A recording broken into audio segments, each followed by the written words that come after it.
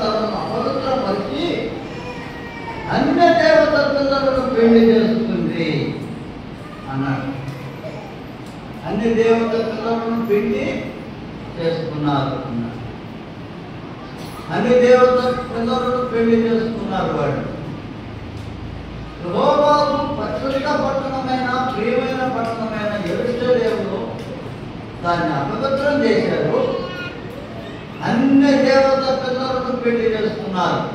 ప్రియా పుత్రులారా, దేవుని ప్రజలమైన మనము అన్ని దేవత పిల్లలను పెళ్లి చేసుకోకూడదు.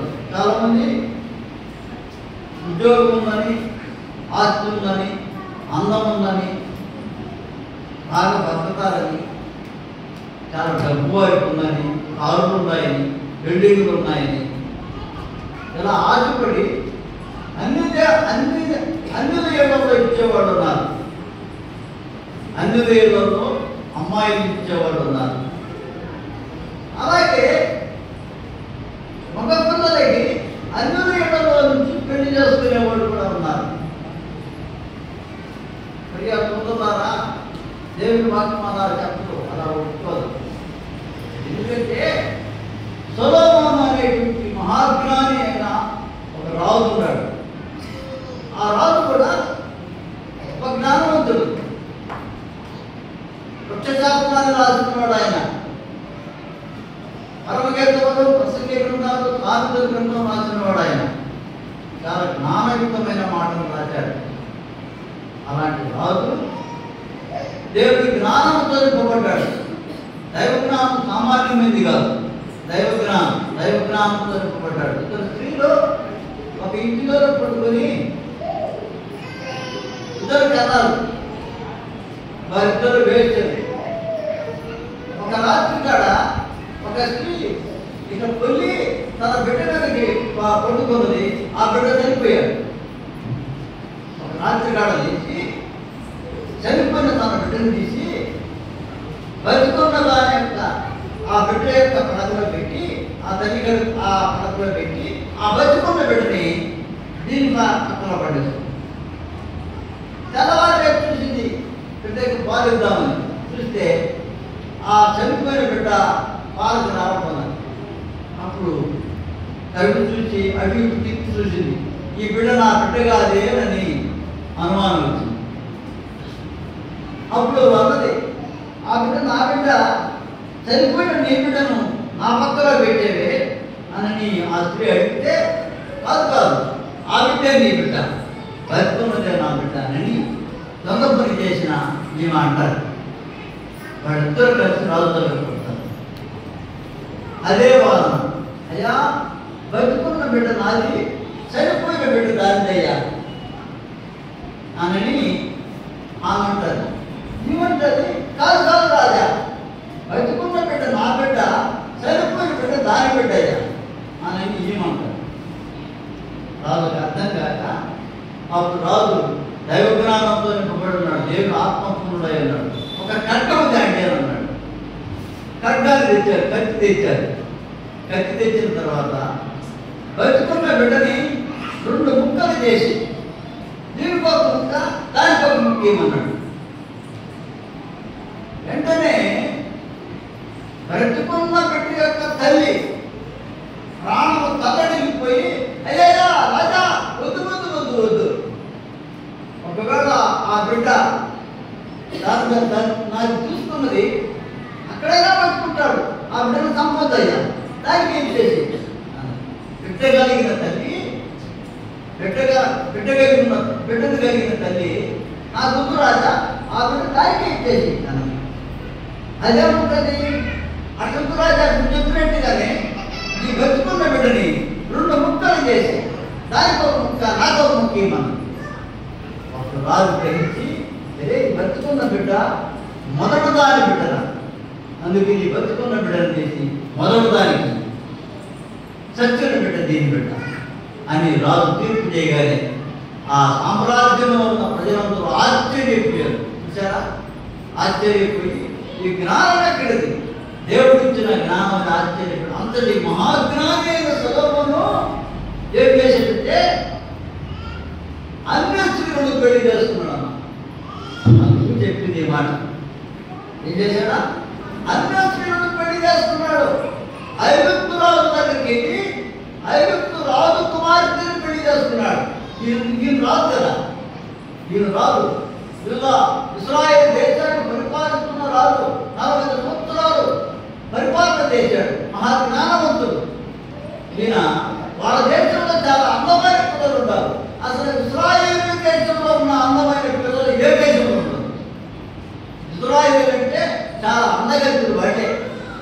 వాళ్ళ రంగు కానీ, వాళ్ళ ముక్కు కానీ, వాళ్ళ కొడుకు కానీ, వాళ్ళని చూస్తే అంత సౌందర్యవంతులు. వాళ్ళ దేశంలో కావాల్సినంత అంతమంది అందగతులు ఉన్నారు. కానీ ఆ అందగతులు వదిలిపెట్టి నేను రాజులు కదా అని తన హోదాకు తగినట్టుగా ఐగుప్తు దేశానికి వెళ్ళి ఐగుప్తు యొక్క రాజు కుమార్తెని పెళ్లి చేస్తున్నాడు. పెళ్లి చేసుకోగానే ఆ వచ్చింది ఇంటికి విగ్రహారాధికురాలు కదా, అన్ని దేవతలను పూజించేది కదా, యెహోవా దేవుడు అంటే తెలియదని. అందుకని ఆమె ఏం చేసిందంటే ఈయన సల్లంగా తన మాయలో పడేసుకుంది రాజుని. అయ్యా, నేను దేవతను పూజించేదాన్ని, నాకు దేవత కావాలని చెప్పి దేవతను పెట్టుకొని పూజిస్తుంది. రాజా నువ్వు కూడా రాజా నాతో కూడా ఏమన్నదా? ఏమన్నామా? నువ్వు కూడా అని చెప్పి తను పెరుగుంటి కదా రాజు, ఆ రాజును కూడా తీసుకుని వెళ్ళి ఆ అన్ని దేవతల పూజలో కూర్చొని పెట్టిందంట. అన్ని దేవతల వైపు తిప్పేసిందంట. భార్య మాటని మహాజ్ఞానవంతుడైనటువంటి సొలొమోను చక్రవర్తి ఏమయ్యాడంటే మాయలో పడిపోయాడు. ఏమయ్యాడా? మాయలో తిప్పేసి దేవుడిని ఆరాధిస్తూ దైవ జ్ఞానంతో నింపబడినటువంటి అంతటి మహాజ్ఞానవంతుడైన సొలొమోను చక్రవర్తి అన్య స్త్రీని పెళ్లి చేసుకున్నందువల్ల విగ్రహారాధన వైపు తిరిగిపోయాడు. శాపం వచ్చింది. దేవుడు చెప్పేశాడు, నీ రాజ్యాన్ని తీసి నీ పొరుగువాడికి ఇచ్చేస్తానన్నాడు. అయితే రెండు గోత్రాలు మాత్రమే నీకు ఉంటాయి. యూదా గోత్రంతో పాటు మరొక గోత్రాలు మాత్రమే నీకు ఇస్తాను. తగిన 10 గోత్రాలు తీసి వాళ్ళకి ఇచ్చేసేస్తాను. దేవుడు కోపం. ఎందుకు చెప్తున్నానంటే అన్య స్త్రీలని దేవుడిని నమ్మని వారి గ్రహంలో పిల్లలు చేసుకోవద్దు, అమ్మాయిని చేసుకోవద్దు. ఆ ఇళ్లలో మీ అమ్మాయిని ఇయ్యదు. మన సంఘంలో చాలా ఉండాలా ఇచ్చి వాడు విగ్రహారాధికులు అయిపోయిన వాడు ఉండాలి. నేను అందుకు చెప్పా అన్ని దీపాకన్నా అమ్మాయి ఇచ్చాడు కదా. ఇక నా అమ్మాయి మన మందిలో ఉన్న బాగా మాట్లాడి చక్కగా గుంతాయి అమ్మాయి ఆడ పోయింది. ఆ గుంత మోగపోయింది, ఆ నోరు మోగపోయింది, ఆ పాటలు లేవు. యేసయ్యా మంచి దేవుడు అని పడింది కదా. యేసయ్యా మన దేవుడు, లోకానికి దేవుడు అన్నది ఇప్పుడు యేసయ్య పట్టిందేవు. అందుకని అన్ని దైవంలో ఇచ్చి దేవుడికి పాపం పుట్టించాడు కదా. అందుకని అన్ని దేవతలను మీరు పెళ్లి చేసుకున్నారే అని దేవుడు అంటాడు. వాడు అంటూ ఇంకా 11వ వచనం చూస్తున్నాయా?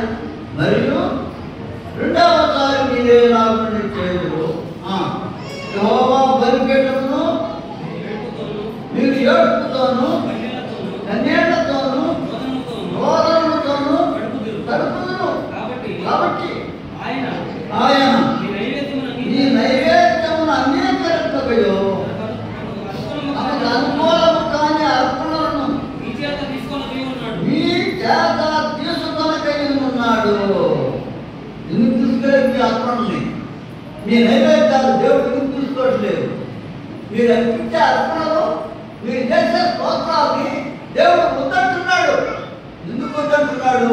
వాడు చేసిన తప్పు ఒకటేంటంటే అన్ని పిల్లలని అన్ని దేవతలు పూజించే పిల్లలను పెళ్లి చేస్తున్నారు. 2వ మాట ఏమన్నాడు? ఎందుకు తీసుకోవట్లేదు ఈ అర్పణ నేనంటే ఆయన అంటే 4వ వచనం మాట్లాడుతాడండి. అది ఎందుకని మీరు అడగదా? దేవా, మేము అర్పణ చేస్తే, మేము బలులు చేస్తే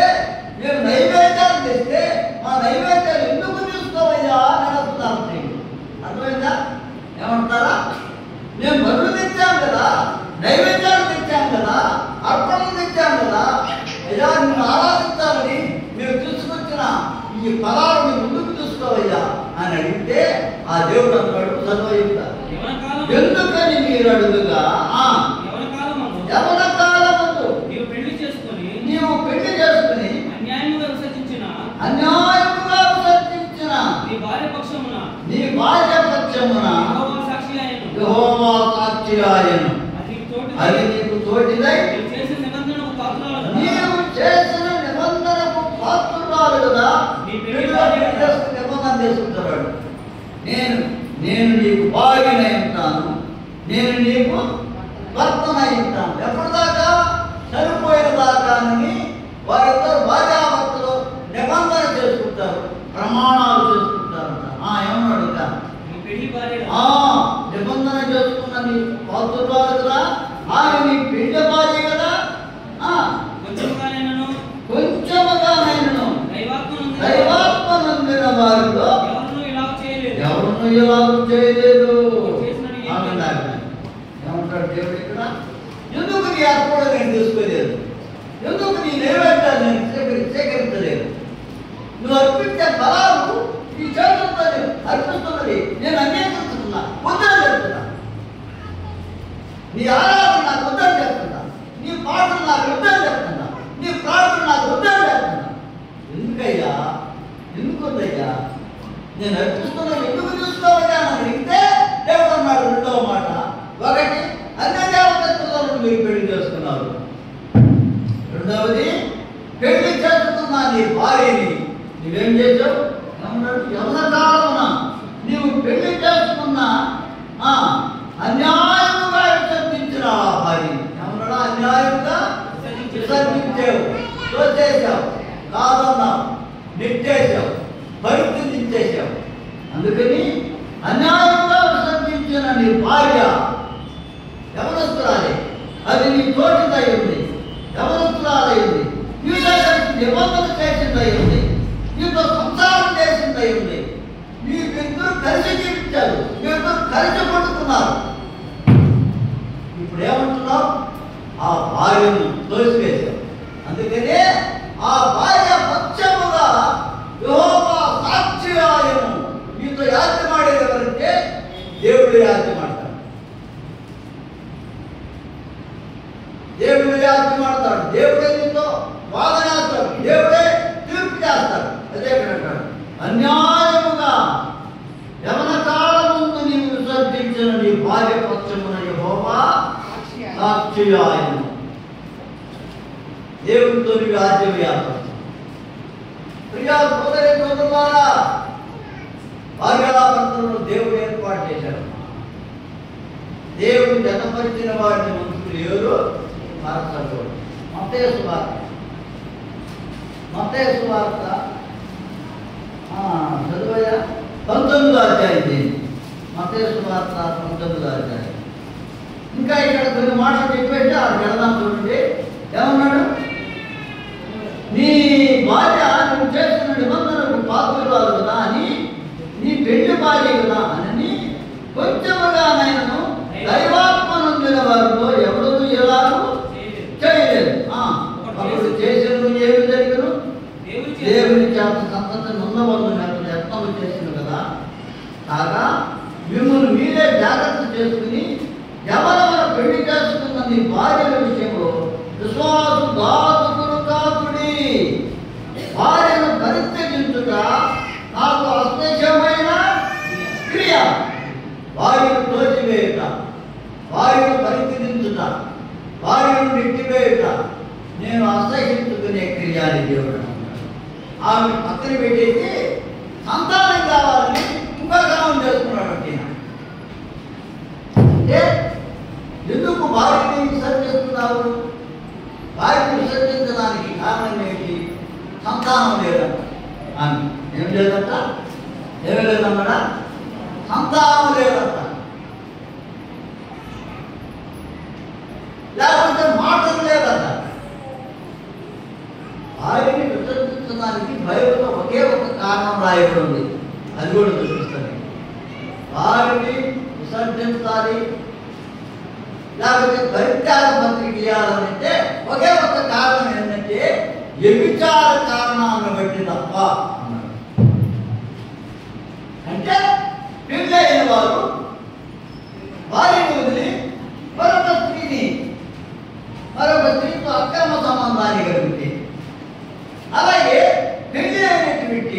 ఆ భార్య తన భర్తను వదిలి మరొక పురుషులతో అక్రమ సంబంధాన్ని కలిగి ఉంటే అట్టి పరిస్థితుల్లో తప్ప దేవుడు అన్నది నువ్వు చేస్తుంటే దేవుడు నీకు సాక్షిగా ఉంది. ఆ విడిచిపెట్టబడినటువంటి భార్య పక్షముగా ఉంది యాజ్ఞవాడి నిన్ను ఓడిస్తాడు కదా అన్నాడు. అలాగా భార్యను పరిత్యజించుట నాకు అసహ్యమైన క్రియ, నాకు అసహ్యమైన క్రియ చేస్తున్నాను. అందుకే నీ ఫలాన్ని ఎందుకు చూస్తున్నారు? నీ చేతులు అపవిత్రమైపోయినాయి, నీ మనసు అపవిత్రమైపోయింది, నీ ఆలోచన అపవిత్రమైపోయింది. నువ్వు చేసే ఆరాధన నాకు వద్దు, నువ్వు పాడే పాట నాకు వద్దు, నువ్వు చేసే ప్రార్థన నాకు వద్దు. ఎందుకు నీ ఫలాలు నాకు? నువ్వు అసలు నా తండ్రికి రావటమే నీ పాదములు అపవిత్రమైనవిగా ఉన్నాయి. అందుకని నీ ఫలాలను చూసుకోవాలి. ఎందుకని నువ్వు అడిగితే కారణం ఇదే, కారణమా ఇదే. యమనకాలంలో విసర్జించిన ఆ భార్యను విసర్జించాడు. దేవుడు అన్నాడు, రే ఎవడైతే అలా చేస్తాడు కదా, కొంచెము ఆత్మ కలిగిన వాడు, దైవాత్మ కలిగిన వాడు, కొంచెముగా దైవాత్మ కలిగిన వాడు వారితో ఎవరైతే ఎలాగా చేయలేదు. దైవాత్మ మనసాక్షితో ఆలోచించాలి.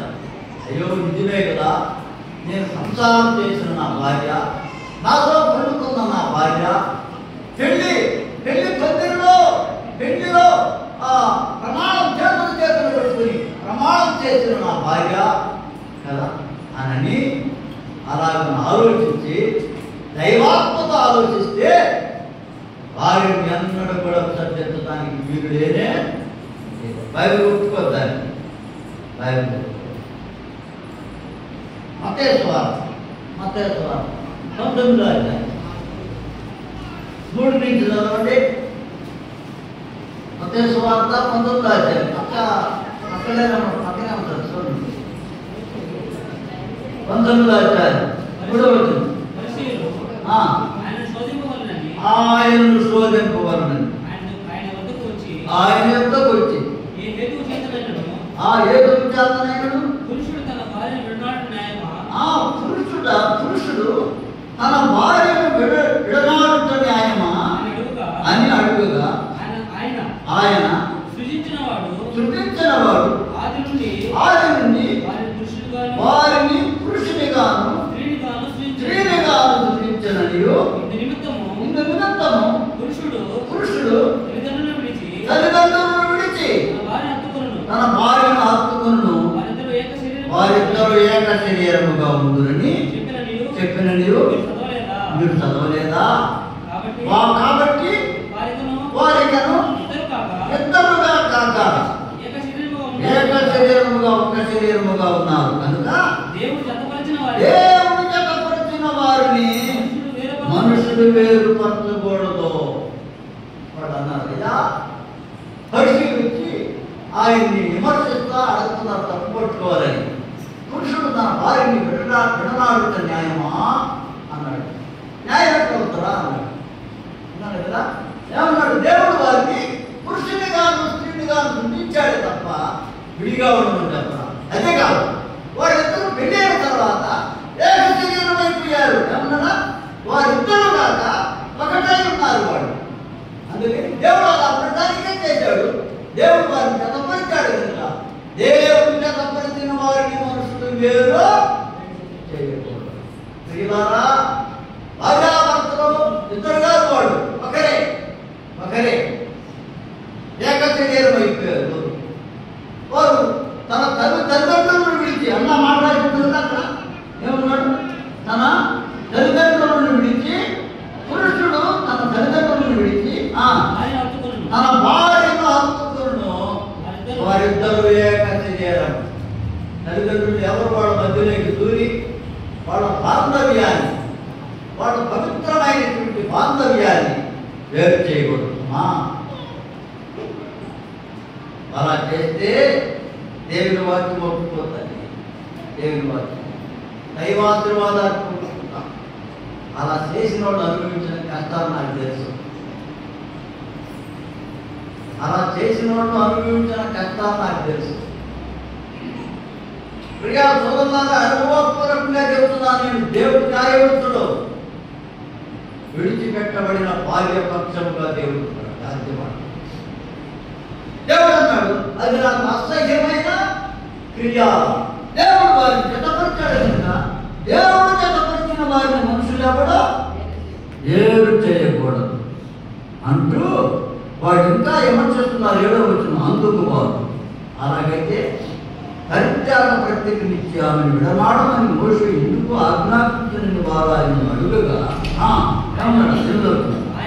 ఆయన నీ హృదయ కాఠిన్యమును బట్టి నీ భార్యను విడనాడమని మోషే చదివించిన కానీ ఆది నుండి అలాగా జరగలేదు. పరిత్యాగ పత్రికనిచ్చి విడనాడని మోషే ఎందుకు చెప్పాడంటే నీ హృదయ కాఠిన్యము, మీరు మంచోడు కదా, దుర్మార్గుడు, మాకు పరిత్యాగ పత్రిక కావాలా, మేము విడిగా ఉండాలా, మేము ఏమైపోవాలా అని మీరు కోరుకుంటున్నారు కాబట్టి మీ హృదయంలో అలాంటి కాఠిన్యం ఉంది కాబట్టి ఆయన చెప్పాడు ఆ మాట. అసలు ఆవిడ నుండి దేవుడు అలా చేసిన వాడు కాదు. ఇంకేమన్నాడు?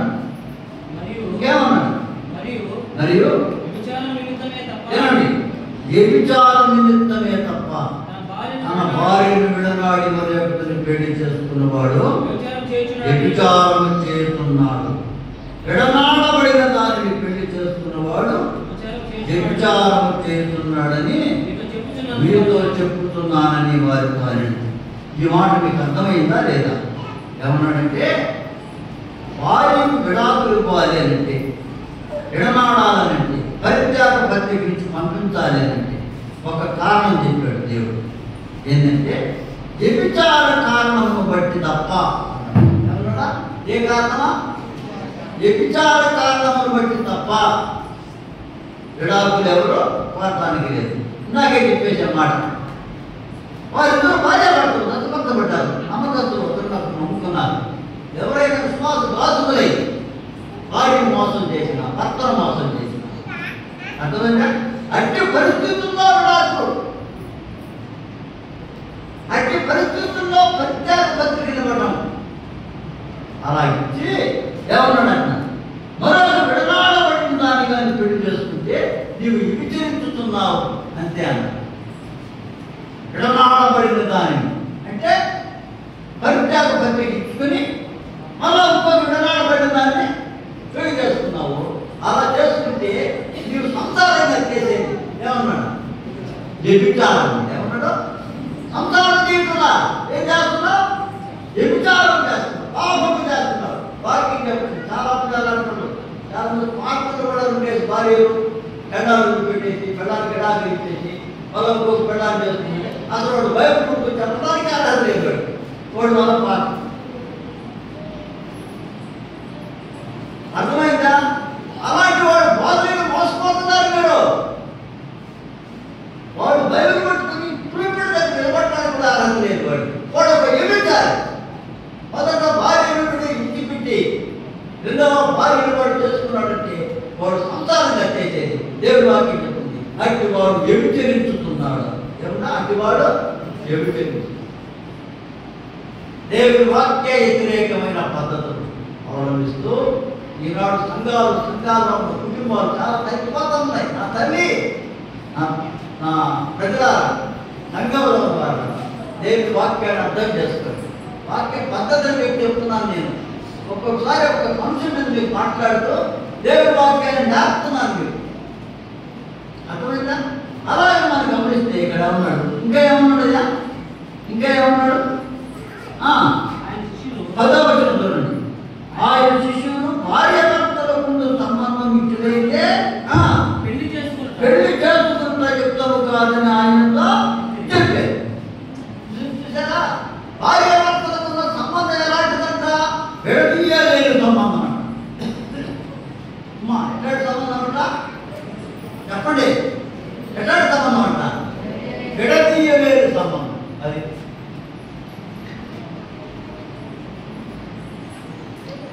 ఎవరు వేరు చేయడానికి లేదు. నీ అన్న కానీ, నీ తల్లిదండ్రులు కానీ, నీ అన్నదమ్ములు కానీ, నీ అప్పచెల్లెళ్ళు కానీ, నీ బంధువులు కానీ, ఎవడే కానీ వాడి విషయంలో ఏలు పెట్టి, భార్యాభర్తల మధ్యలో ఏలు పెట్టి విడదీయడానికి నీకు హక్కు లేదు. వాడి భార్యాభర్తల సంబంధం దేవుడు వాడు జతపట్టాడు కనుక వాడి సంబంధం చాలా మాధుర్యమైంది. దాన్ని విడదీయ. అందుకు శిష్యులు అన్నారు, అదైతే భార్యాభర్తల సంబంధం ఇలాంటిదైతే అసలు పెళ్లి చేసుకోకుండా ఉంటే పోలా అన్నారు. ఏమన్నా పెళ్లి చేసుకోకుండా ఉంటే పోలా, భార్యాభర్తల సంబంధం విడిపోకుండా ఉండాలి, చచ్చుదాకా ఉండాలని చెప్తున్నారు. కాబట్టి అటు ఉండటం కంటే ఆ సంబంధం కంటే పెళ్లి చేసుకోకుండా ఉంటే పోలేదా అని అడిగితే యేసు ప్రభు దానికి ఒక మాట అన్నట్టుంది. అందుకు ఆయన అనుగ్రహం పొందిన వారు తప్ప మరి ఎవరు ఈ మాట అంగీకరింపనేరరు. అంటే పెళ్లి చేసుకోకుండా ఉండాలి అని అంటే దానికి దేవుడి దగ్గర నుంచి అనుగ్రహం రావాలి. అలాగే వారు పెళ్లి చేసుకోకుండా ఉండాలని దేవుని అనుగ్రహం పొందిన వారు తప్ప ఎవరు అలాగా ఉండరు. మీరు చాలా మంది చూస్తుంటారు, కొన్ని సంస్థల్లో వాళ్ళ పిల్లలు వాళ్ళు ఎందుకు చేస్తారు, పెళ్లి చేసుకోకుండా ఉంటారు. కానీ వాడు దొంగలు, యూట్యూబ్లో కూడా వచ్చారు ఆ దొంగలు. వాడు బయటపడ్డారు, వాడు చేసిన అక్రమాలు, వాడు చేసిన పాపాలని బయటపడ్డారు. అలాంటి దొంగలు పెళ్లి చేసుకోకుండా బయటికి అలా బయటికి చెప్తున్నారు. కానీ వాడి జీవితంలో ఆచారపూర్వకంగా పద్ధతులు లేనే లేవు. అందుకని దేవుడి ప్రజలమైన జాగ్రత్త పడాలని గుర్తుపెట్టుకోవాలి.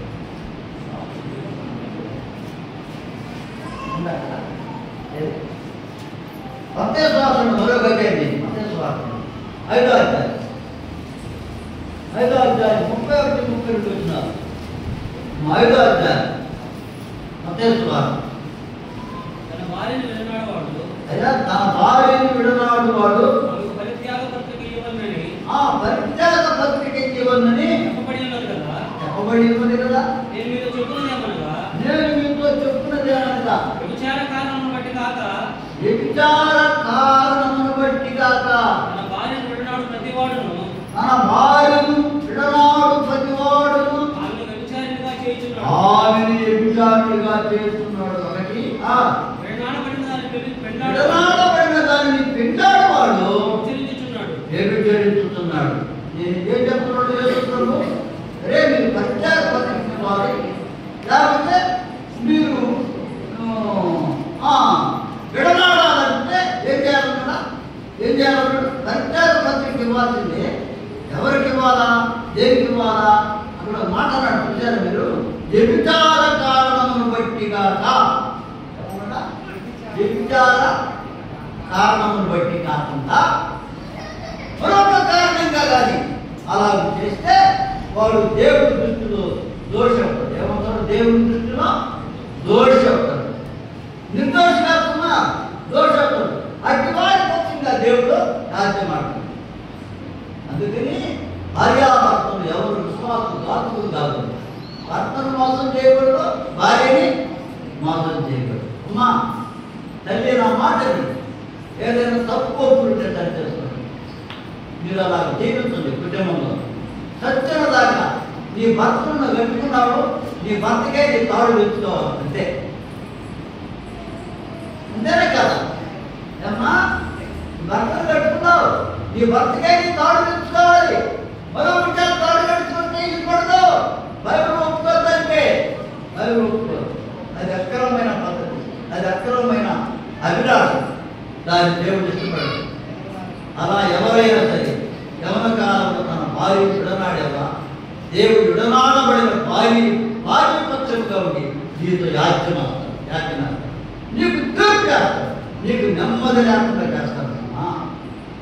అలాగే గ్రంథంలో పాట రాశాడంటే సంతానము పొందవలనని కదా, సంతానము పొందవలనని మరొకటి వివాహం చేస్తున్నాడు. వివాహం పొందాలి అంటే కట్టుకున్న వారిని వదిలిపెట్టేసి మరొక దాన్ని ఇంకొక దాన్ని వివాహం చేసుకుని సంతానం పొందాలనుకున్నాను. కానీ దేవుడు అది కానివ్వకుండా చేశాడు. అది అక్రమమైన పద్ధతి, దేవుడు ఒప్పుకోడు. దాన్ని దేవుడు సహించు. మరొక వచనం చూద్దాం. లోకాసు వార్త 16వ అధ్యాయం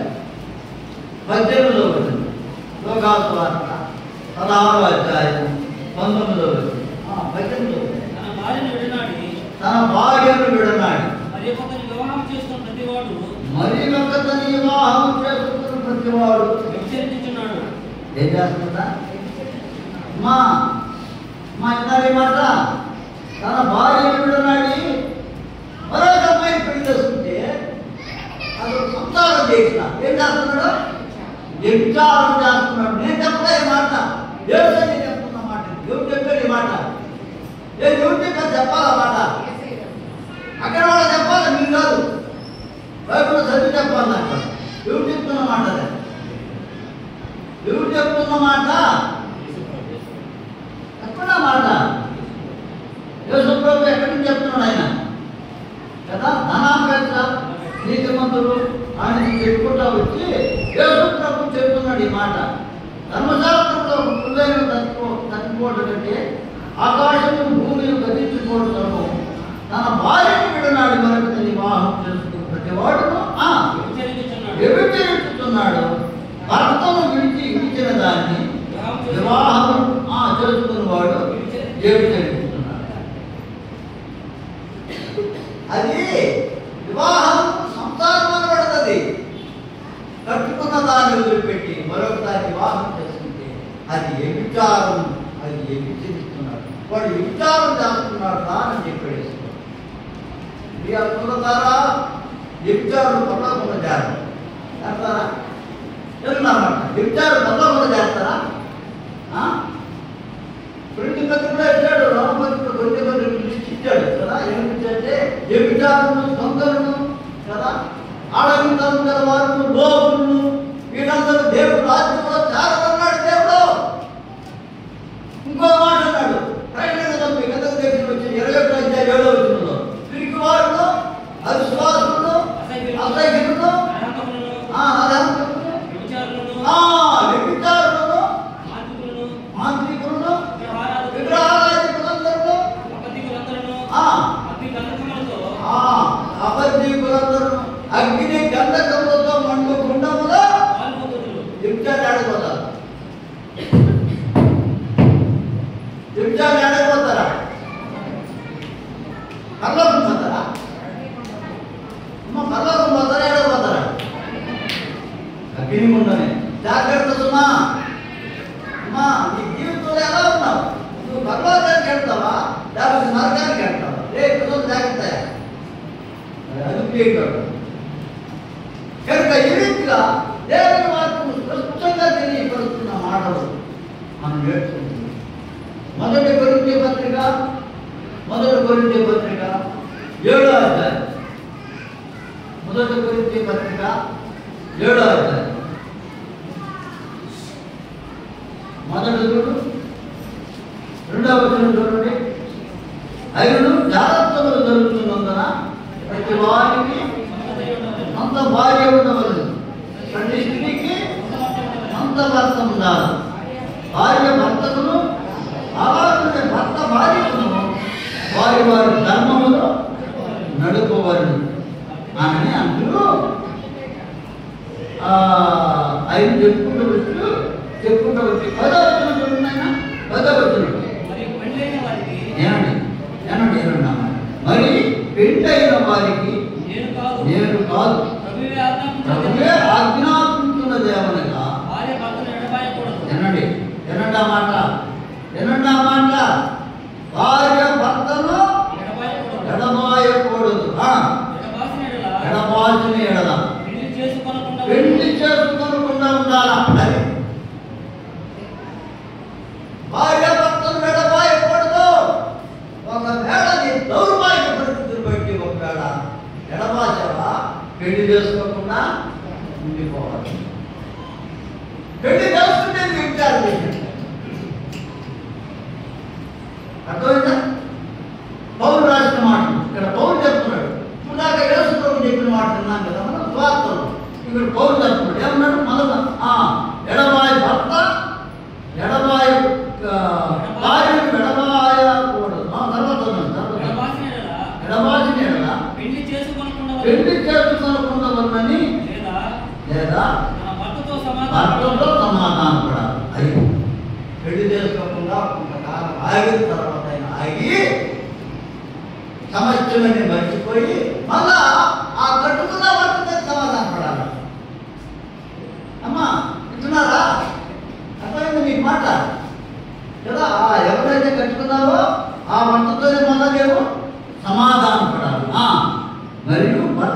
భార్యను పరిత్యజింపకూడదు. ప్రభువు కాదు, నేనే తక్కిన వారితో చెప్పినదేమనగా ఏ సహోదరికైనను అవిశ్వాసురాలైన భార్య ఉండి అవిశ్వాసురాలైన భార్య ఉండి ఆమె ఆమెతో కాపురం చేయాలని ఇష్టపడిన ఎడలా అతడు ఆమెను తోసేయకూడదు. పరిత్యజించకూడదు అంటే ఏమని అర్థమా? పరిత్యజించకూడదు, తోసేయకూడదు. మరియు ఏ స్త్రీకైనా అవిశ్వాసైన భర్త ఉంది ఆమెతో కాపురం చేయాలని ఇష్టపడిన ఎడలా ఆమె అతన్నే పరిత్యజించకూడదు. నా భర్త ఇతన్ని కాపురం చేస్తానయ్యా అన్నదంట భార్య.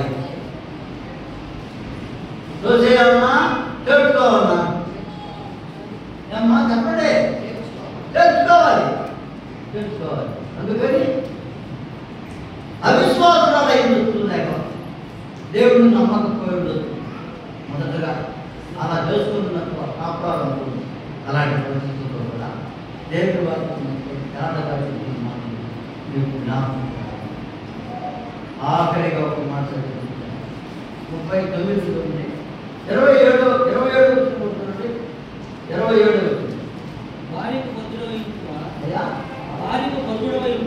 భార్యకు భద్రుడవై ఉంటివా విడుదల కోరవద్దు.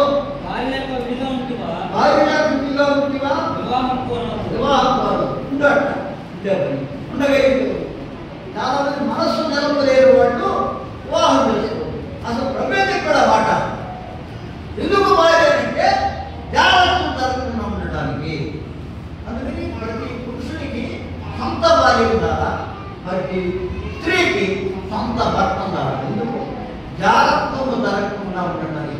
ఈ దేహం చెడ్డది పరిగమాలింది, అర్థమైందా? ఈ పరిగమాలిన దేహానికి దానిలో జరుగుతున్న ఆశలకు లోనయ్యి భ్రష్టులు కాకుండా ఉండటానికి కదా, తిరుగుబాటు కాకుండా ఉండటానికి దేవుడు నీకు భార్య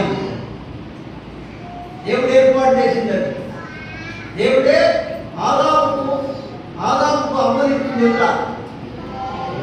ఆదాముకు అమ్మనిచ్చింది ఎవరా? దేవుడా ఆయన తెలుసుకున్నాడా? దేవుడే ఇచ్చాడు. అలాగే పురుషునికి భార్య ఇచ్చిన వాడు దేవుడే. ఎందుకంటే జాగ్రత్తగా జరుపుకున్నా ఉండడానికి. కుటుంబం చాలా పవిత్రమైన తెలుసా నీకు? కుటుంబం పవిత్రమైందమ్మా. పవిత్రంగా ఉండాలి కుటుంబం. అప్పుడే ఆ కుటుంబం జీవించబడుతుంది. ఆ బిడ్డలు జీవితంగా ఉంటారు. వాళ్ళు పుట్టే బిడ్డలు కూడా పవిత్రంగా ఉంటారు. విన్నారా? మన బిడ్డలు అపవిత్రులు కాకుండా ఉండాలంటే మన వివాహ సంబంధం పవిత్రంగా ఉండాలి. మన వివాహ సంబంధము పవిత్రంగా, లేకపోతే అది అపవిత్రమైంది, బిడ్డలు కూడా అపవిత్రులైంది. అందుకని ఈ సమయంలో జ్ఞాపకం చేసుకుంటున్నాం. దేవుడు వాక్య గ్రంథంలో అన్నాడు, ఎందుకు మీ నైవేద్యాలు, మీ బరువు ఎందుకు నాకు, మీ చేతులతో అర్పించే బరువు నాకు అక్కర్లేదు, నేను చూస్తాను. ఎందుకంటే మీరు ఇట్లాంటి పనులు చేస్తున్నారు కదా. అందుకేంటున్నారా? దేవుడి ప్రజలమైన మనం దేవుడు జతపరిచిన వారిని వేరు చేయడానికి లేదు అని వాక్యం నేర్పుతున్నాం. అందుకని విడనాడబడిన దాన్ని పెళ్లి చేసుకోకూడదు. అలా చేసుకుంటే వాడు విచారణ చేస్తున్నాడే అని రాయదు. వాడు విచారు, వాడు పరలోకానికి నరకాలంటే బైబిల్ చెప్పేసి నేను చెప్పాను. అందుకని జాగ్రత్తగా ఉండాలి, కుటుంబాలు జాగ్రత్తగా ఉండాలి, పవిత్రంగా ఉండాలి. అలాగే పవిత్రంగా కాపాడుకుంటూ దేవుని వాక్యానికి లోబడి దేవుడిని నమ్మని వాడు కేటాయించే దేవుడిని నమ్మండి. 2 తప్పులు చేసేవాడు. ఒకటి అవిశ్వాసులను పెళ్లి చేస్తున్నారు. రెండోది ఏం తప్పు చేశారు చెప్పండి, ఏం చేశారు? రెండో తప్పు ఏం చెప్పారు? ఇందాక దేవుడికి అర్థం కాదా? భార్యను విడనాడుట, భార్యను విడనాడుట రెండో తప్పు. ఒకటి అవిశ్వాసులను పెళ్లి చేసుకోవడం, రెండోది భార్యను విడనాడు. ఈ 2 తప్పులు చేసి దేవుడి దోషులయ్యారు కనుక దేవుడు వారిని శ్రమ పాటు చేశాడు, శిక్ష విధించాడు. మీరు తెచ్చేది నేను తీసుకునే నీ ప్రార్థన నాకు అక్కర్లేదు, నా మందిరానికి రావాలండి. అలాగే గ్రంథంలో అన్నాడు, నా మందిరం దగ్గర నా మందిరం తలుపులు మూసేసేవాడు ఒకటి కావాలన్నాడు. చదవరా ఆ మాట లేదా? చూడండి, ఆ మాట ముగించేదాక అలాగే గ్రంథం ఆ మాట అయిపోయింది సమయం. రెఫరెన్స్ చెప్పినాను, అధ్యాయం చెప్పిన 1వ అధ్యాయం 10వ వచనం. మలాకి గ్రంథము 1వ అధ్యాయం 10వ వచనం చదవండి. మీలో ఒకడు నా బలిపీఠం మీద నిరర్థకముగా అగ్ని రాజబెట్టకుండానట్లు నా మందిరపు వాక్యములను మూయవాడకుడు మీలో ఉండిన ఎడల మేలు. నా మందిరంలో కూడా రాకూడదు. నా మందిరంలో నిరర్థకంగా అగ్ని రాజబెడుతున్నారు. వాడు అర్పించే బలు నాకు వద్దు, అందుకే తలుపులు మూసేసేవాడు కాదు. నా మందిరంలో వాడు రాకుండా అక్కడ మీలో ఒకటి లేచి నా మందిరం తలుపులను మూసేసేవాడు కావాలి. ఎంత పాపం వచ్చిందో చూడండి. ఏమన్నా నా మందిరపు తలుపును వాక్యలను మూయవాడప్పుడు మీలో ఉండిన ఎడల మేలు. మీ యందు నాకు ఇష్టము లేదు, మీ చేత నేను నైవేద్యమును అంగీకరించుకునని సైన్యములు బతికి యెహోవా సెలవిస్తున్నాడు. నా మందిరం రావకండి మీరు పూజ అన్నాడు. ఎందుకంటే ఈ పాలనలు అపవిత్రమైపోయినాయి, మీరు చేసే క్రియలు నాకు నచ్చలేదు, అందుకని రావకండి నా మందిరం తలుపు మూసేయండి అన్నాడు. చూసారా, వాడు చేసిన నేరాలు రెండు చెప్పాను. ఒకటి అన్యస్త్రీలను పెళ్లి చేసుకుంటా, ఆ రెండవ తప్పు ఏం చెప్పానా? పెళ్లి చేసుకున్న భార్యని విడిచిపెట్టుతా. దేవుడు సహించలేని పాపాన్ని వారలేదు. ఇలా దేవుని వాక్యాన్ని బట్టి మనం అలాగా జీవించి మొదలుకున్నాం. క్షేమంగా ఉన్నారు, ఆనందదాయకంగా ఉన్నారు, సంతోషంగా ఉన్నారు. అలాంటి పరిస్థితుల కోసం ప్రార్థన చేస్తాం. ప్రార్థన పెళ్లి చేస్తున్నప్పుడు కూడా జాగ్రత్తగా ఆలోచించి ప్రార్థన చేయకూడదు. అదనంగా అందుకని ఆలోచించి ఆశి చూసి ఏమన్నా ఆశి చూసి ఆలోచించి పరీక్షించి మంచి చెడ్డ విచారించి తెలుసుకొని చేసుకోవాలి. ఎంతైనా మంచిదే అని నేను ప్రేమతో చెప్తున్నాను. దేవుడి వాక్య భాగాలు దీవించింది కాక ఎంతకు ఇక్కడ చేరిన వాళ్ళు ఎవరైనా యేసుప్రభు నమ్మలేదా? యేసుప్రభు రక్తంలో కడగబడలేదా? నాకు వారికి ఇప్పుడు యేసుప్రభు నమ్ముకోవచ్చు. యేసయ్య రాబోతున్నాడు. అమ్మా, ఆ రక్షణ భాగ్యం నీకు ఇస్తాడు, పరలోకం నీకు సొంతం చేస్తాడు. నీకోసం యేసయ్య శిలువలో ప్రాణం పెట్టాడు. ఆ యేసుప్రభుని నమ్మి ధన్యత వాల్సిందని మనం ఎవరు వస్తున్నారా? ఇక్కడ ఉన్నారు కదా మీరు, జాగ్రత్త సుమా. ఫోన్లలో మాట్లాడటం, వేరే మగపిల్లలతో ఆడపిల్లలు మాట్లాడటం, ఆడపిల్లలతో మగపిల్లలు మాట్లాడటం, అలాంటి సన్నివేశాలు ఫోన్లో అలాంటి సంభాషణలు ఏదైనా ఉన్నాయా మీరు అప్పుడే చెప్పుకొని ఎవరు వస్తున్నారో బిడ్డలారా, నా కన్న బిడ్డలు మీరు, నా కన్న బిడ్డలతో సమానం మీరు, నా బిడ్డల్లాగా మీకు బోధిస్తున్నాను. కనుక మీ జీవితాలు పవిత్రంగా కాపాడుకోండి. ఎవరి బిడ్డలు అందరితో సావాసం చేయబాక, అందరితో ఫోన్లో మాట్లాడబాక. కదా మీరు వస్తున్నాడు, కలిసి వస్తున్నాడు, లేకపోతే బండి మీద తీసుకుని ఎక్కడాకండి. ఎవరైనా మాట్లాడు, ఎవరు పిల్లలు ఎవరైనా పురుషులు మిమ్మల్ని బండి మీద ఎక్కించుకొని కాలేజీ కాడ వదిలిపెట్టడం, స్కూల్ కాడ వదిలిపెట్టడం అంటే వాళ్ళ బండి మీద ఎక్కబాక. అర్థమైనా చెప్పే మాట మీకు? వాళ్ళ బండి మీద ఎక్కబాకండి, వాళ్ళ పక్కన కూర్చోబాకండి, వాళ్ళతో కలిసి నడవబాకండి, మాట్లాడండి. అలా ఉంటే మీరు బాగుపడతారు, మీరు దీవించబడతారు, ఆశీర్వదించబడతారు. మీ భవిష్యత్తు దేవుడు దీవిస్తాడు. ఒక శ్రేష్టమైన విధంగా రాబోయే సమాజానికి ఒక మాదిరికరమైన విధంగా మీ కుటుంబాన్ని దేవుడు కడతాడు. అలా మీరు జీవిస్తారు. తగ్గిపోయారా? కారు దారిందా? దారితే అయిపోయి పతనం అయిపోయింది. కారు దారకుండా జీవితాలు కాపాడుకోవాలి. దేవుడి మాట జీవిస్తుంది కాక. ప్రార్థన గడుపుతుంది ప్రార్థన.